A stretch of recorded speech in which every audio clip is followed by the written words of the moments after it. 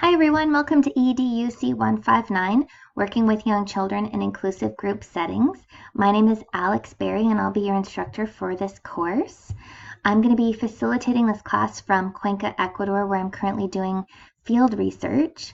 I'm particularly excited to be teaching this class because I think that it creates a space for critical dialogue and conversations that really unpack not only notions of ability, but more so how gendered histories of colonization create acceptable ways of being in the world, that these histories inform who one can be and become. I've worked in special education for 10 years in early childhood settings and also with young children and youth in crisis management and intervention roles for the Vancouver School Board. My work takes a relational, social constructivist view of children and families. So I sort of sit with and think about the idea that problems are not necessarily located within individuals, but rather they are the effect of particular social, political, economic, and contextual configurations. So in this way, our ways of seeing and responding as educators to children and families cannot focus only on managing individual or immediate behaviors as if they exist in a vacuum, but rather we must really consider the conditions that create these effects in the first place. So I'd like to highlight that this course is not about disability. Rather, it's about the notion of normativity, how it's created and what it makes possible. So how particular ways of being in the world that are perceived as normal come from somewhere, and they create ways of being and possibilities. Normativity is not a neutral concept, but rather it comes from somewhere. So in this course, we're going to be focusing on where these normative assumptions about what it means to be human come from, what is acceptable and commonplace, and how these assumptions emerge, what they create in relation to gender, race, ability, sexuality, etc. So some questions that will inspire this course are: how are identities socially cultivated? How are ethical and political configurations of difference lived in early childhood education? What ways of seeing inform our visions of children and inclusive practice? So some central course ideas that we're going to be working with this term are examining power, privilege, and positionality. I think this is one of the key concepts of this course. Understanding conceptualizations of difference and incommensurability. Investigating inclusion from a critical lens. And considering pedagogical orientations, so ways of seeing and listening. So this course, again, is not about disability or about inclusion as a way of preparing children to fit in to be included, but rather this course critically investigates where in is. So again, we'll be exploring normativity and investigating how discourses of normalcy exclude some bodies over others. So in this way, we won't be viewing inclusion as a destination or a final sense of equality and evenness to smooth over difference, but rather in this course, we'll be critiquing and unpacking notions of inclusion that may unwittingly subjugate difference into the same.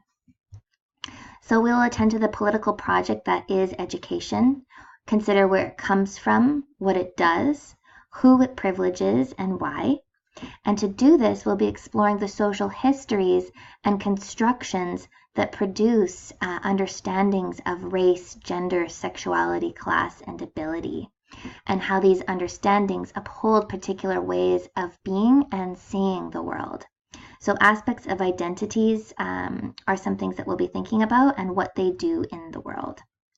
So ultimately, this course is meant to help you question your ways of seeing and to question your reality. Just going to move my screen here. So the time commitment for this online course is very similar to a course that's taught face-to-face. So you'll need to make sure that you're setting aside a good amount of hours to ensure that you're engaging with all the course content and tasks. So count on spending about 3 hours of in-class time engaging with the online content, 1 or 2 hours of online dialogue in the forums and weekly tasks, and at least 2 to 3 hours of reading. So some technical skills associated with this course. This is an online course and there are some technical skills that you'll need. You'll need to be checking your Capilano University email daily. This is where I'll be contacting you. You'll need to have a strong internet connection in order to be able to view some of the videos and open some of the documents. You'll need to know how to work with Microsoft Word and be able to upload high definition photographs and to download and read PDF documents. So you may need to download Adobe in order to do that. You will need someone at your end to provide you with technical support if needed. You can seek Moodle support by clicking on the Help tab at the top left-hand corner of your Moodle page. There is some information there to help you with just logistical Moodle things. And also you can contact IT services for login, password, and other technical issues, and their information is here. And I think this information is also on the Moodle website. So some policies. I'll try my best to respond to your emails within 48 hours. And if I haven't responded within 48 hours, please feel free to just email me again, because maybe it got lost in my inbox or I forgot. So please email me again. If needed, I'm really happy to arrange a Skype appointment to discuss any questions you may have about the course, content, or assignments. These don't have to be only logistical questions. If you have something that you're not understanding with regard to the content or some of the readings, I'm really happy to have conversations about this content. It's what I'm passionate about. If you have a question about an assignment, please ask me well in advance of the due date to ensure that I have time to get back to you. If you ask me within 48 hours of the assignment deadline, I may not respond and it might be too late.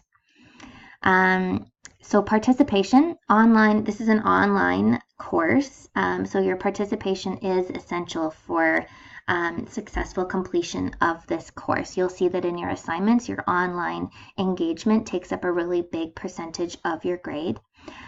So you're required to post your weekly response to activities, and if you miss more than 10% of the weekly posts, you may not receive credit for this online course. That's a policy of Capilano. Late assignments, you'll lose 5% deduction for each day. After the 7th day, the assignment won't be marked, and late assignments also will receive little feedback. This course will be conducted in English.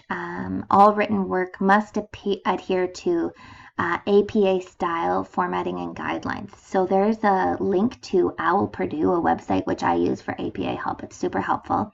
That's on Moodle in the main course information section. This we don't need because we don't have an art space assignment.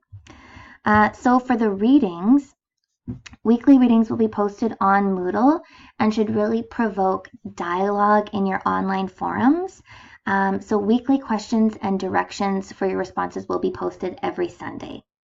So beginning in week 4, our conversations will also be fueled by your virtual roundtable sessions, which we'll get into in a few minutes. So some of these readings are kind of thick readings. There are a lot of really deep ideas to consider. So in that sense, my intention is for us to read slowly, thoughtfully, and collectively through the texts, and really take your time to make notes and try and make sense of things. And if you're not sure about something, post it in the online forums or contact me. So an approach to the readings: take notes, read, dwell with ideas, take note of the author's language, and sometimes I find it helpful to write lists of phrases or words of things that are kind of sticking out to me, things that I don't really understand, or just quotes that I really enjoy in my notes, so that later when you're writing your paper or working on an assignment, you have some key ideas that kind of stuck with you throughout the course already. Select passages that speak to you. Consider meaning in the context of the article. Note themes and central concepts that you're noticing within the article and also across the readings to help you make sense of the course content. Note your questions, areas of tension and curiosities. Are there some things that don't really sit well with you, or some aspects of the reading that you're kind of puzzled by or uncomfortable with? I invite you to stay with those tensions and really unpack them further in your dialogues in the online forums. And one important aspect of the readings is to read before engaging in the weekly assignments. So I'll be posting weekly PowerPoint videos. I'll also be posting various content in the online weeks. So be sure to have done the reading before you engage with that content. So weekly engagements and responses. You will have specific tasks and assignments for each week framed around the readings. So beginning in week 4, which I'll get into in a little bit more detail in a minute, groups will begin posting their virtual roundtable conversations, which will also inspire our weekly discussions in the forums. And I'll go over that assignment in a minute. Every week from week 2 on starts on Monday. All the material will be posted on Sunday evening. So with the weekly tasks, they'll be due every Saturday at 11:55 p.m. and those are firm deadlines, so I won't be marking posts or things that come in late. So view and discuss other posts by Sunday at 11:55 p.m.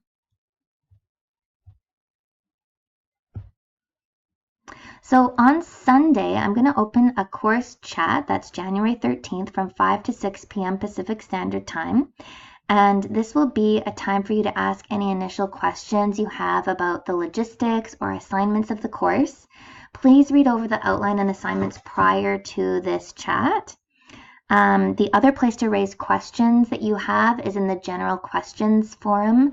That's at the top of the 159 Moodle page. So please note that any questions that are posted in this forum go to the entire group and shouldn't be specifically personal questions. If you have a personal question, please feel free to email me. And then this last slide is just a little bit about me. Again, I'm living in Ecuador, doing research as part of the Common Worlds Research Collective. There's their website there, commonworlds.net, if you're curious about it. My research is interested in feminist and post-foundational orientations to children's relations with waste materials.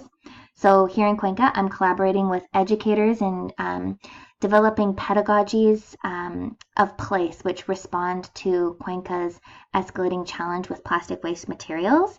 And we've been doing this through the arts. So my research really centers the atelier or the studio as a space of pedagogical and social transformation. And then just my personal interests, I really like cheese, hiking, and spending time with my family and friends. So lastly, I look forward to a wonderful semester with you all, and in the next video, I'll go through the outline and course assignments.